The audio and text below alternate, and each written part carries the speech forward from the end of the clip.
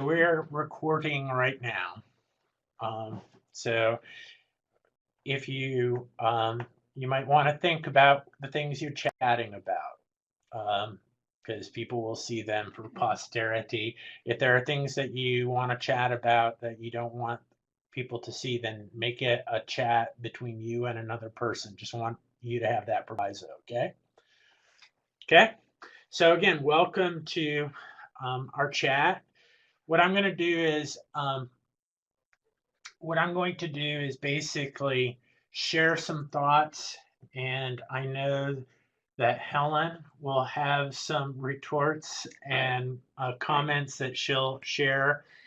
But we also want you guys to share your thoughts as well, and use the chat feature to do that. And I would say that these are meant to be provocative. They're meant to stir discussion.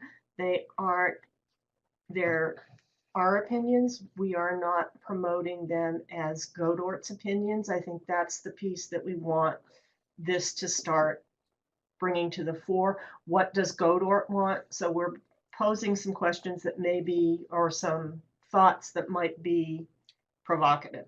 Right. And we're hoping a good thing. Right. This is a chat or a conversation. So I changed screens on you, so we kind of lost. You're losing the chat before that, but I didn't think that there was anything really vital at that point in terms of we'll still have that information, but let's start out with that very first question. Where do we want to be as an organization in the next 5 years?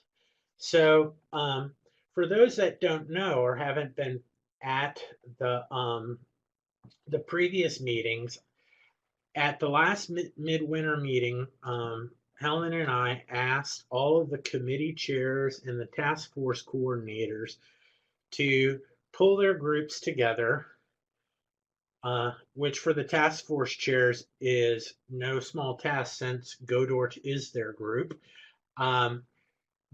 But to begin having a conversation about where they want to be in the next 5 years.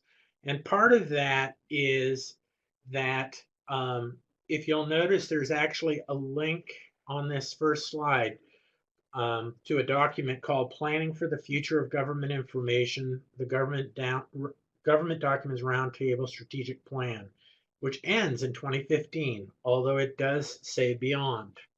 So what we're trying to do, each one of these questions are interrelated. You can't really restructure without really having a mission. And it's difficult to even think about what role virtual meetings play if we don't have an idea of what it is we want to do as an organization. So what I wanted to do is basically let you guys know, yes, the slides will be made available. Yes, this recording will be made available. What I wanted you guys to know is that that's part of what is sort of kicking off that question about mission, is in response to the strategic plan, but it's also in response to the questions that we're asking right now about our organizational structure as a whole. So if you look at that document and even at the GODORT wiki, and I'm going to click on this and hopefully, do you guys see this? Do you all see a main page from the GODORT wiki at this point? Someone say yes, please. I hope. No. No. Okay. Okay. Well, that's all right. That's all right. If you went to the GODORT's wiki site, this is what you would see. Oops, I didn't want to play. I wanted to pause. Okay. I do not want this on. That's what I don't want. Okay. Sorry. This is what you would see. The purpose of the Government Documents Roundtable are to do these particular things: a forum for discussion of problems and concerns, to provide support for availability, use, and bibliographic control of documents. Yes, thank you. I could have done that. Yes. Communication between documents, librarians, and education and training. What, if we go back to this first slide, what I had proposed at at annual was this statement as a mission statement for GODORT. This is not our mission statement. It's a proposal or something that I'm trying to get us to react to as a community. GODORT's mission is to inspire government information specialists to develop services and collections for government information. The reason why I brought that up is the fact that our strategic plan said that we were going to make sure that government information was free. And I made the comment that a mission statement needs to say what we do and what we can actually control, not what we hope for. In other words, free government information is a value, it's not a mission. Okay, it's a value. So part of the intent of getting this conversation about mission is for us to think about what is the mission of each one of these 19 different entities within GODORT. What are they?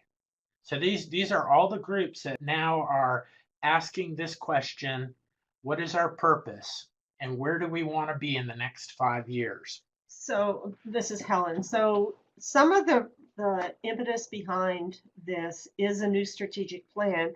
And my feeling when I was chair that I wanted this to come from the groups rather than from the top down, which is why we're asking each group to define their mission and goals for the next 5 years. Okay, so here's going to be the challenge, is the fact that you have this overall. Simon, I know you're typing, and I know that a lot of this stuff is probably not accessible, and I apologize. Hopefully you can hear us talking.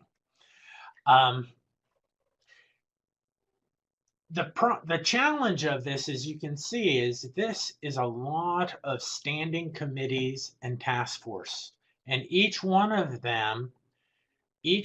these entities, if you look at our bylaws and our PPM, the Policies and Procedures Manual, many of them, not all of them, but many of them could stand alone in terms of how they're described. And this is actually going to be the challenge as we think about our strategic plan and mission. Now, part of you'll see from the next column that's coming out. I'm explaining a lot of this in a little bit. That's a great question, Rob. The short answer is the IDTF, Federal Documents Task Force, and State and Local Documents Task Force are organized around government information itself. We'll talk about this in a second. What each one of those represent. Okay. The problem is, again, as I said, in terms of developing a mission, each one of them are going to be discussing what their 5-year goals are, what they want to accomplish. But what the challenge is when we bring this all together is, how do we compile this together and have it make sense in an organizational structure that can help us carry out that mission? That's going to be the big challenge. As you can just see from this, and admittedly, I'm trying to get across the fact that we have an incredibly complex organization. It's been around a long time. It had over 1,000 members a few years ago, but we're certainly not that big anymore. So I think GODORT sort of hit the apex somewhere in the mid-90s of the number of people, where we had a membership around 1,300. We're somewhere between 500 and 600, depending on how you count now. So we have dramatically fewer people to fill a lot of roles. I think one thing Stephen didn't say about this chart is those colors sort of indicate. Yes, they do. We'll get to that in a second, Simon, okay? So, yes, the colors do mean something, okay? And it's not a dumb question. Because part of what I have asked is, if you look at the brown here, Federal Documents Task Force, IDTF, and state and local. IDTF is an International Documents Task Force. They represent the groups that are organized, obviously, around the government types. The orange groups are what I call topical committees. They focus on, education or cataloging, government information for children, or rare and endangered. The blue represent these categories are of my own making, and it's just to provide a mechanism for conversation. And you'll see a little bit later what I mean. The blue represent scholarly communication and advocacy. The color that I have no idea what it is, sort of a faded green, awards, bylaws, development, conference, membership, and nomination, represent internal groups. Okay? And black basically represents the executive groups that help make all of this stuff happen. And GITCO is way off. Yeah, GITCO, that's the only interest group. It's the only interest group that we have. Okay. So what I wanted to do is sort of talk about what we have to do is we have to figure out as an organization what needs to be permanent and what needs to be flexible. In other words, what needs to exist for a time and end at a time. What we typically know as a working group. You start a task, you end a task. Okay.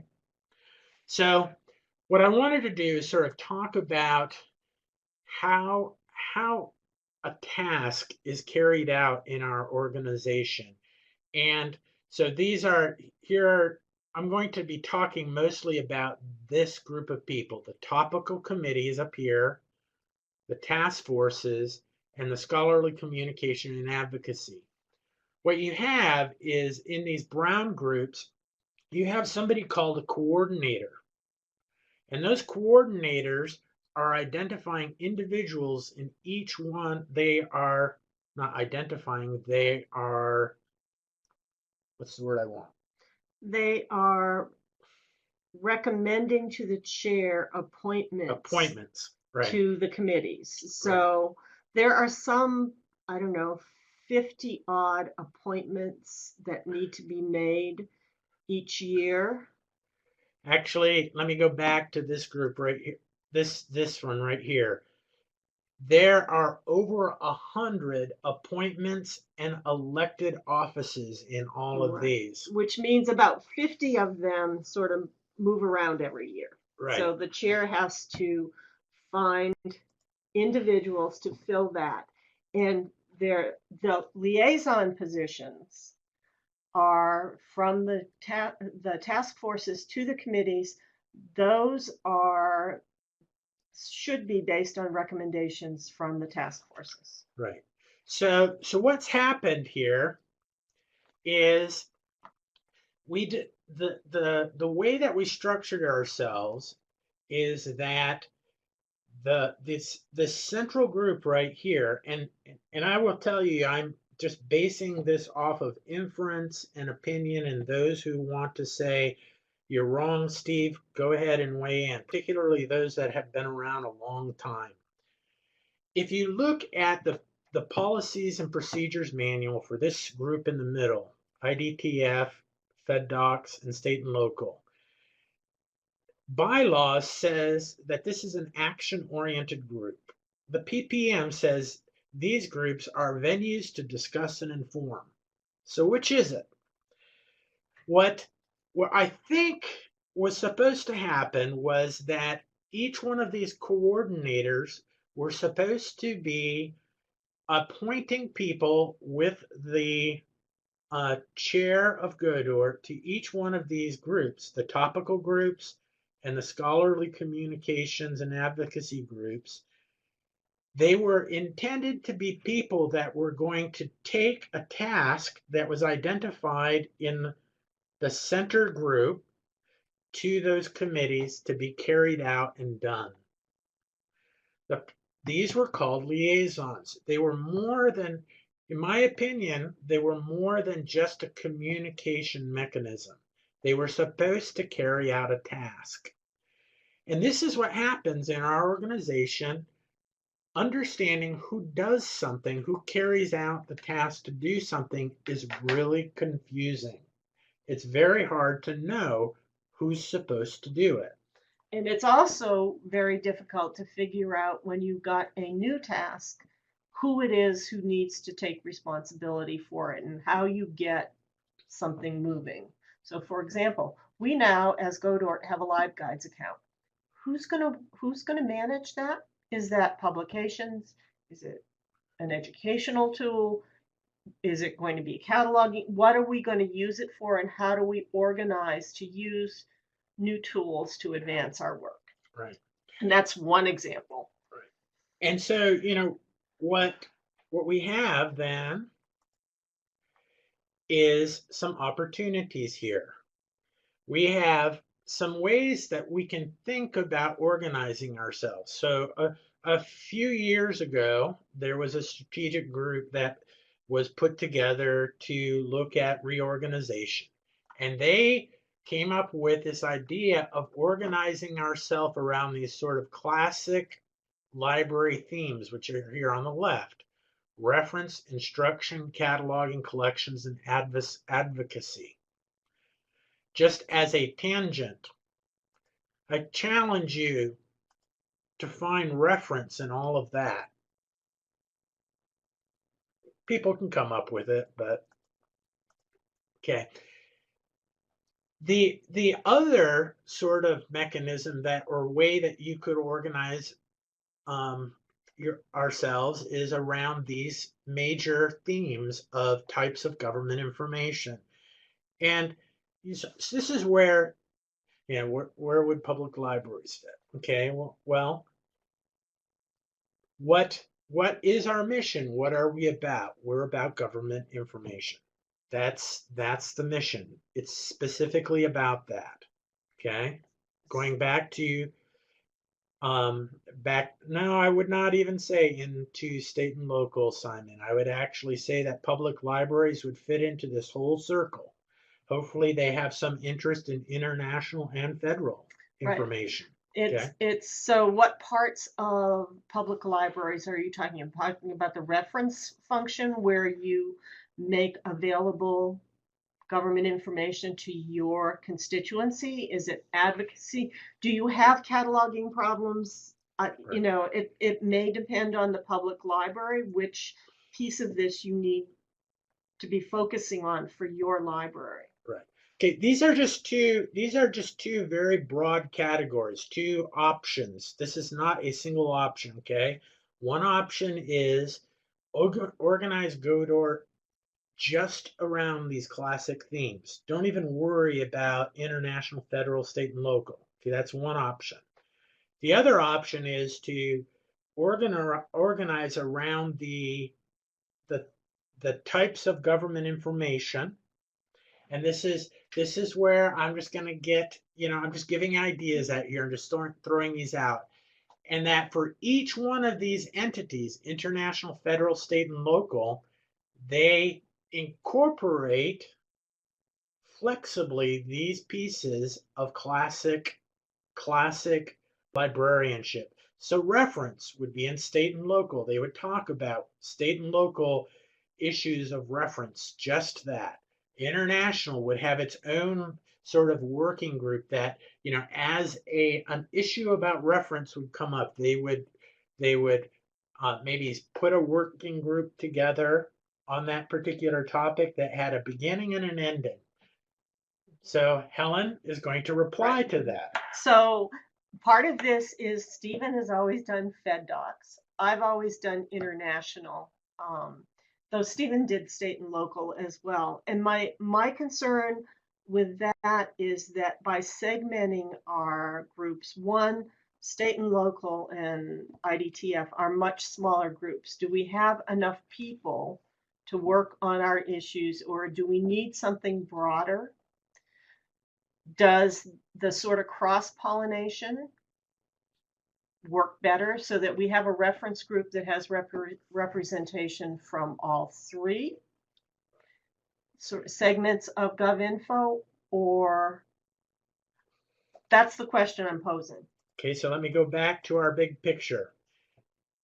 This is what happens with the cross-pollination issue, is the fact that you end up with a really flat organization that requires a lot of participants. Okay, so what Helen is saying is that maybe one of these orange groups up here is reference, and it represents all three of these. What we need to ask ourselves is, what ought to be permanent and what needs to be flexible? So the model that I'm saying is, what I'm suggesting is that IDTF, Fed docs, and state and local need to be permanent, and that as issues arise in these sort of classic library topical things, then you create a working group that works specifically on that issue within that task force, eliminating this sort of flat organizational structure and making it more compact. Okay, so Karen's saying organizing by topic rather than type of information would be more useful. I hear you. Depends on what time of the morning I wake up and thinking about this. I wrestle between those two things. My reaction to you, Karen, is that I think organizing around the types of information is more consistent with the mission of government information. That there are already sort of classic librarianship groups within ALA that are doing those concepts so much better than we are. But you can react to that. So I grew up arguing politics around the kitchen table in Boston, and there's nothing like doing that will allow you to sort of argue both sides of the street. So the advantage in my mind to having us organized by type of information, so international, federal, state, and local, is that there is a place where people who are truly interested in international have a home and can get together. Now, does that need to be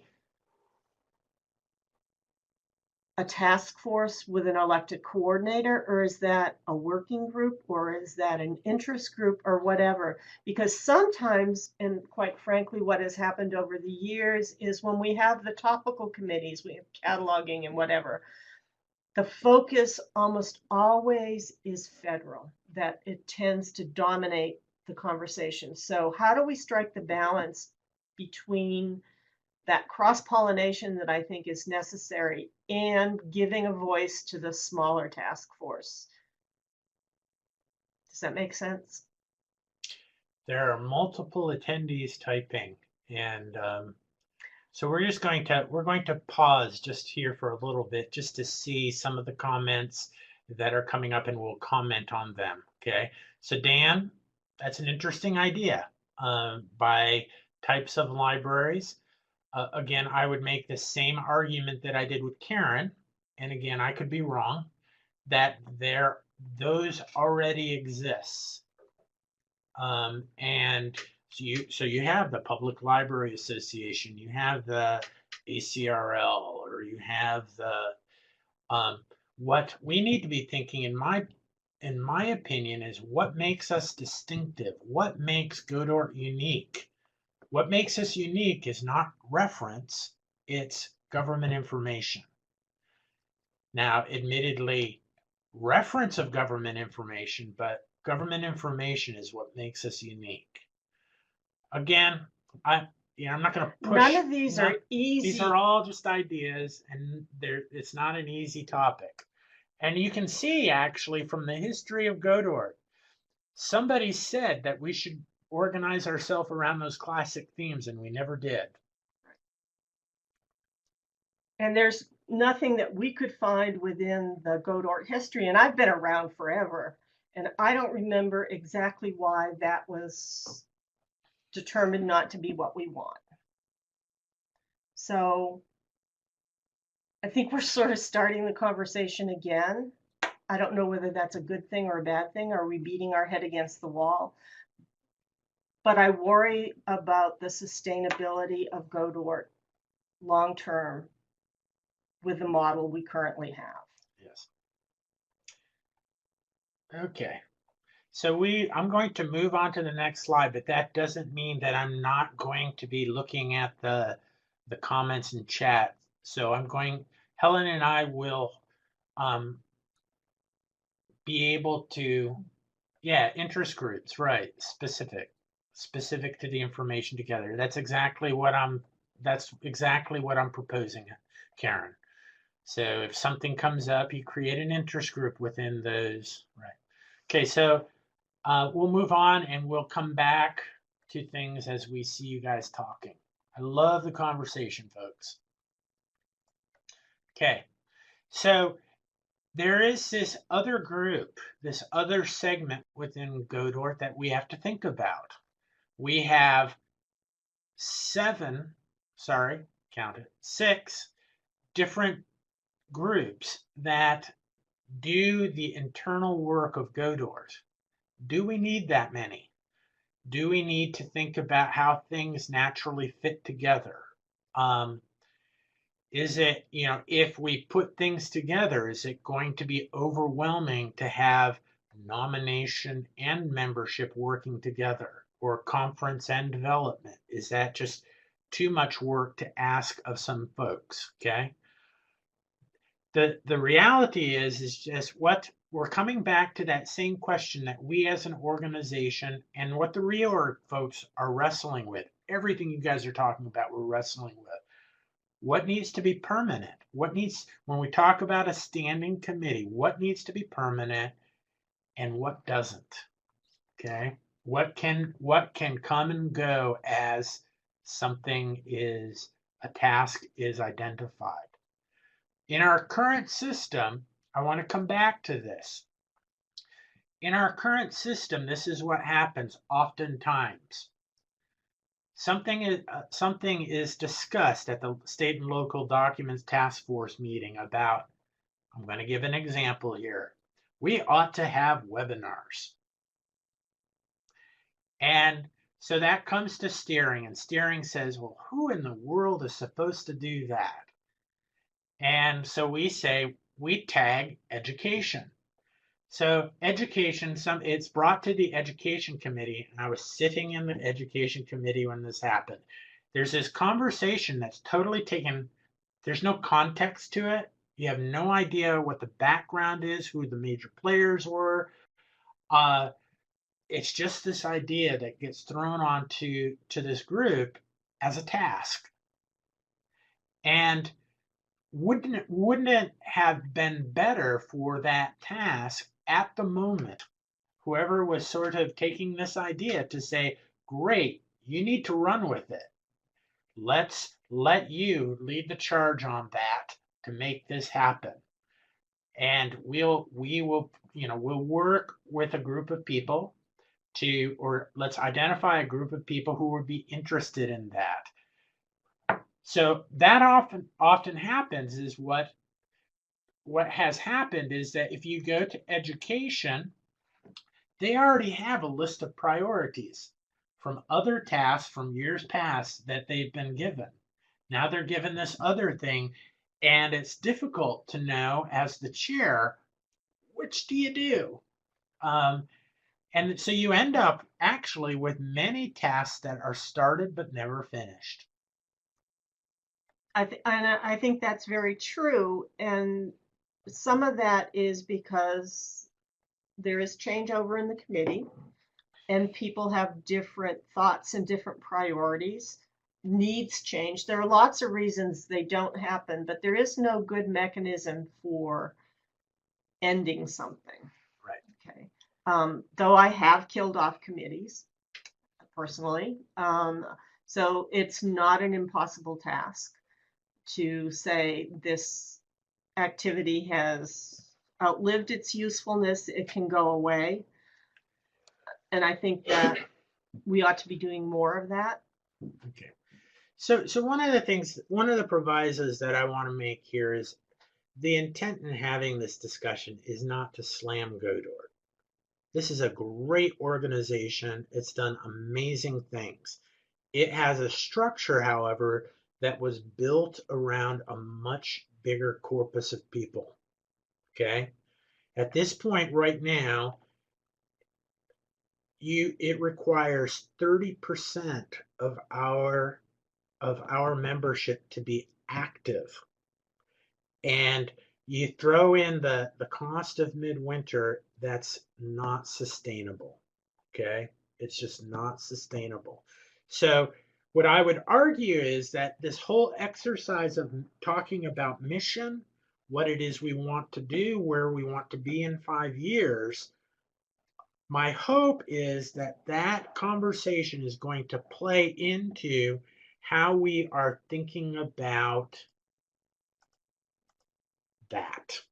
Okay? This isn't, what I have asked and what will be happening before midwinter is these 3 major groups are going to do some virtual meetings where they come together and they talk about who they are, what they do, and the conversations that they're having about their 5-year mission, their 5-year purpose. Okay? So I've asked international feds and state and local to do that. We actually usurped their spot today to do this. So they're going to be doing it a little bit later. I actually think they're probably happy. I'm going to ask the Scholarly Communications and Advocacy Group to do the same thing, and the topical committees as well to have a virtual conversation so that you guys can have some of these same, provide them with feedback about how you see their role, particularly feedback how you see their role in light of this conversation that we're having right now. So plan on seeing those meetings in the future, okay? I'd like to say something about Laura's comment about none of the elections were contested. It is supremely difficult to even get enough people to run so that there's somebody on the ballot for everything. Now, there are some people who say that the answer to that is fewer elected offices and more Appointments. I will tell you as chair, that would make me run screaming into the night. If you guys ask somebody to be chair, I would tell them not to be. Because you remember, it takes over 100 people to make this current structure work. So instead of how many elections you have over 100 appointments. That would just cause somebody to go to the funny farm. Okay? Just in practical terms. Right. Okay. So functional groups. I do want you guys to be thinking in these groups, and I'm hoping that this format will get, these groupings are not set in stone. but part of what we're trying to do is to provide something for you guys to react to and to give you something to respond to. You might see better groupings. Have at it. And Jennifer, your virtual committee opening up for more action from members, I think is a good point. I think, and this is a very human tendency, between meetings, between midwinter and annual midwinter, we tend to put this aside in the crush of everything that's going on day to day. And then 3 weeks before the conference, we start working. I don't think that, with the amount of work that needs to get done, is also sustainable. So to my mind, virtual committees that are empowered to work between meetings or are required to work between meetings makes us a stronger organization. Yes. You all can think that's crazy, but right. And part of setting up these chats and virtual meetings in between the meetings is reacting to what Helen just talked about. If we are really serious about the health of our organization, then we can't just talk about it at midwinter and at annual. It has to happen in between. So in the last 15 minutes, we're doing so well. High five, Helen. We're going to talk about virtual meetings. Okay. So Sherry Laster has been spearheading that, and it is a challenge. It is a huge challenge, particularly, as I said, each one of these 3 questions relate to one another, and I'm going to say it again. Our mission, our purpose, needs to define our structure, and likewise, our purpose and our mission needs to define the types of virtual meetings we want. And what do I mean by that? So you'll see down here, I'm going to go to the 4th point down. Action-oriented groups are more difficult, but not impossible. Creating a venue to discuss and inform is not that difficult in a virtual world. So we're discussing and informing. We're doing it, okay? We're having a conversation. But this is the challenge. Do we want GODORT to be a place that is primarily about awareness of the issues, awareness of what's going on? That may be the case. That may be what we want and what we're looking for. Then we need to hear from membership that that's what they want. That is a much easier thing to do than being action-oriented groups, okay? If we're wanting to work on projects or creating things, or if we're wanting to be very involved in advocacy and these kinds of things, we're wanting to be a community of scholars and doing scholarship, then that requires a very different level of commitment and activity from our membership. Now, I know that we can't ask every member to be active, and some members will be active and some members won't. They'll just look at GODORT as their venue for awareness, and that's fine. I recognize. But what we decide as a community, what we want to be and what we want to be about,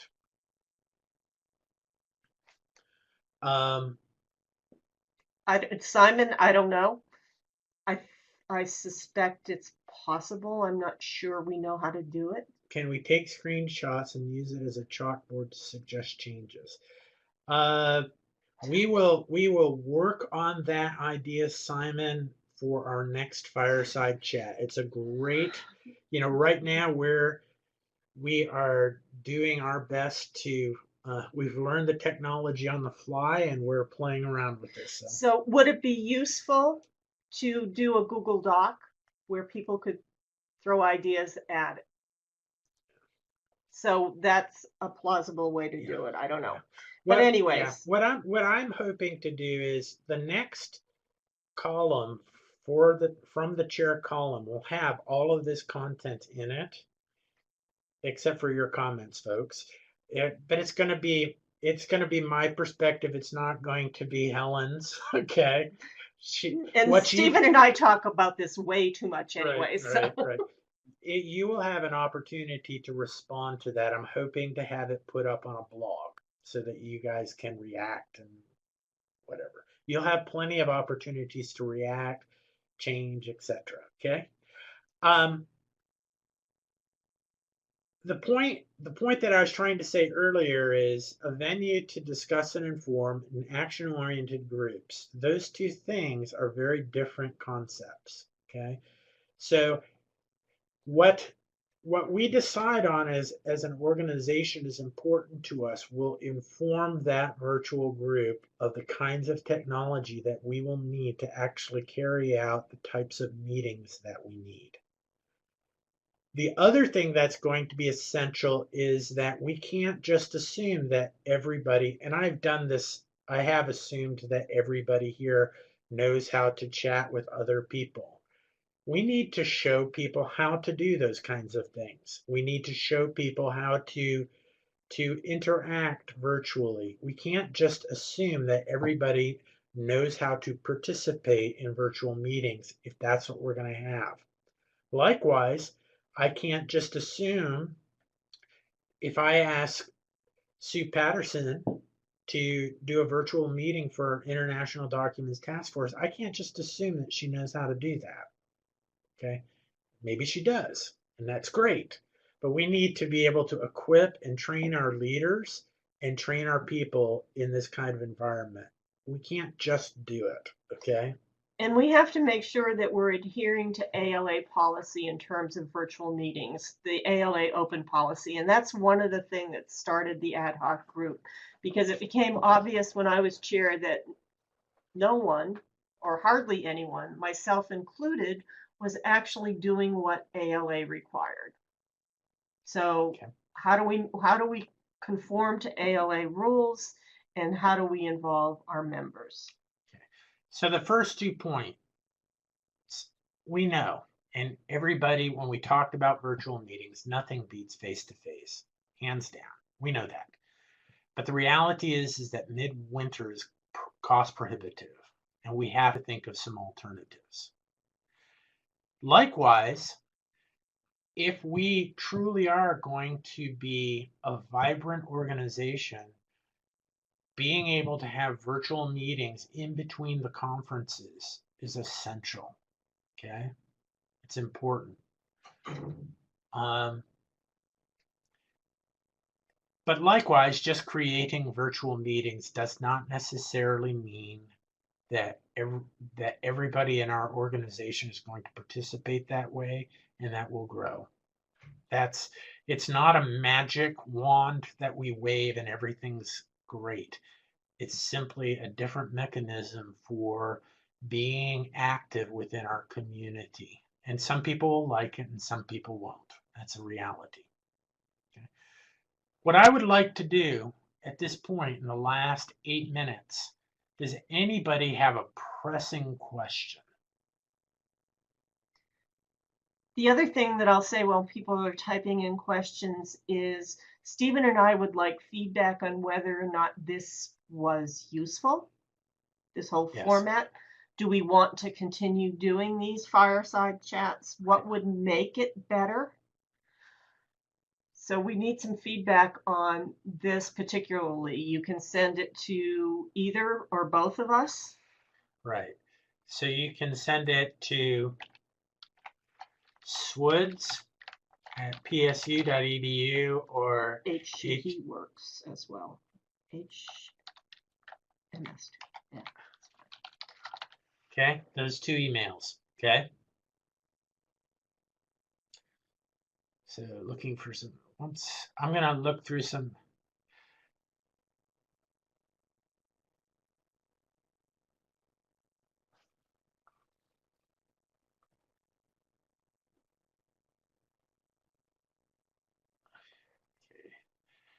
What's ASLA? Dan?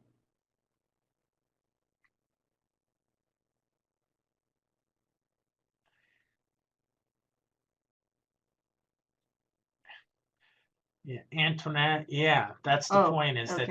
that things get stuck. And that's why we need to think about a better mechanism for things to get either unstuck, or how do we handle tasks that need to be done? Um, the what I'm at this point, it may change, but I honestly think the best mechanism is to strengthen and empower the task forces. But that's just me.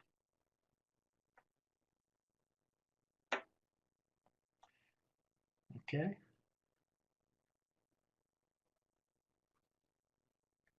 Okay. Any no, doesn't seem to be any pressing questions.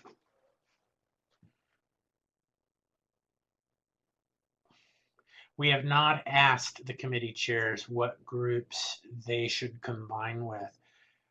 I'm not sure that combining, and even for that matter, eliminating, is the the real thing that needs to happen. I think the real thing that needs to happen is that we need to develop a really strong mission and purpose, so that, going back to that first slide, if we can have a mission, value, and vision specified, then identifying an organizational structure that best fits those is what we need. I think oftentimes when we think about reorging, there are a couple of things that come up. They say, get rid of the liaisons. I tell you, getting rid of the liaisons is basically getting rid of the oil of your car. It's going to grind. It's going to grind the current organizational structure to a halt. By eliminating something, yeah, that's kind of a solution. Or combining things, yeah, it's kind of a solution. What we really need to look at this thing holistically, and thinking it, and it may be combining. I don't want to say that it's not combining, but let's look at the big picture and not just make.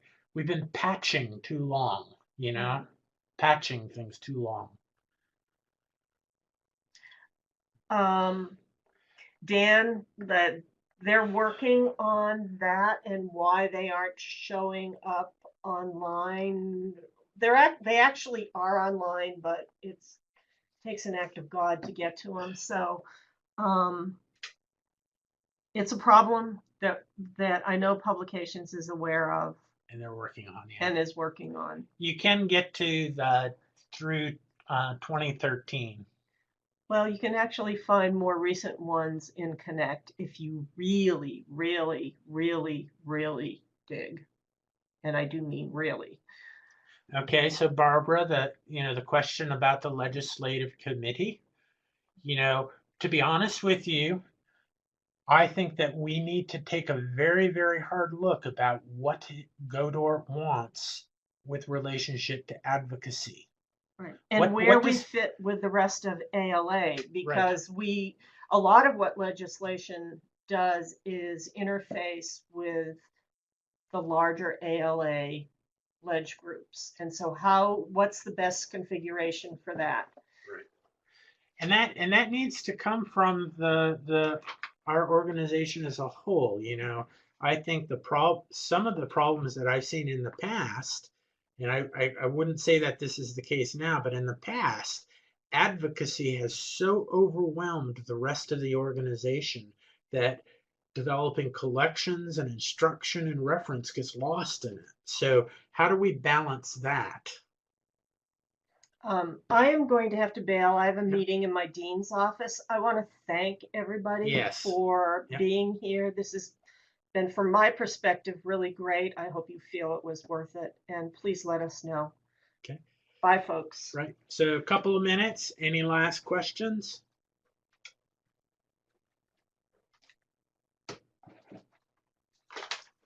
You're welcome, Barbara. You did hard work too in your stick. So, yes, thank you. Okay, guys. Where is dinner in Boston? We'll find out, Simon. We can do it. Thank you, guys.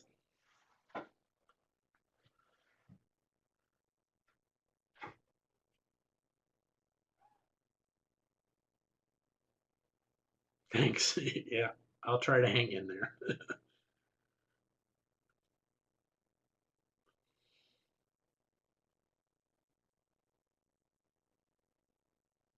Good, Stephanie. I'm glad to hear that. I hope you find it useful. Would you like me to send you the slides or?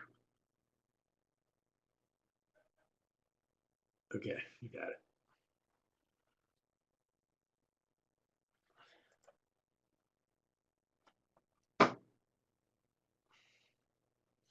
Yes, I'll send them to you too, Jill.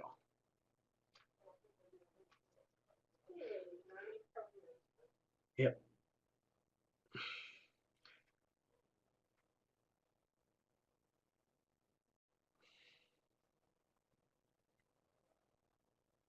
you bet, Susan.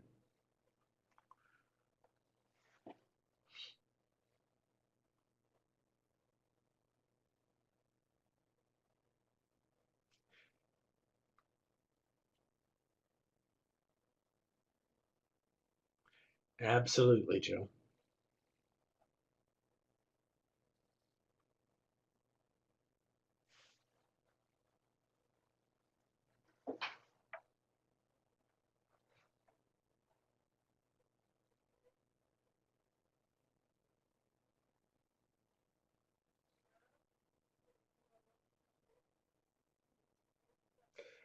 All you do is there's an X button up on the top. You just click on it and you're out of there.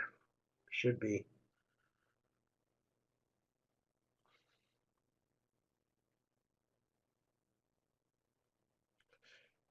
I'm just hoping that the recording worked. I don't have a lot of luck with it. So it should work.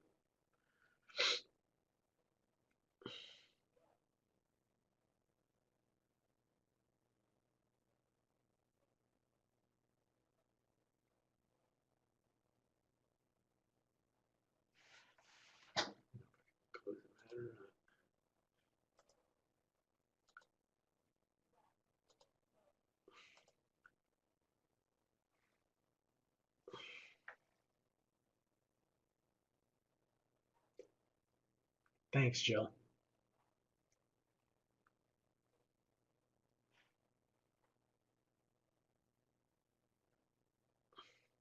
Bye.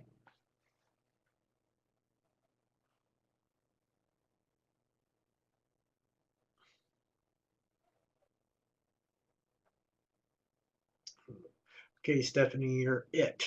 So I'll send you that. You'll need to log out so I can end this recording and feel like I'm not leaving you out.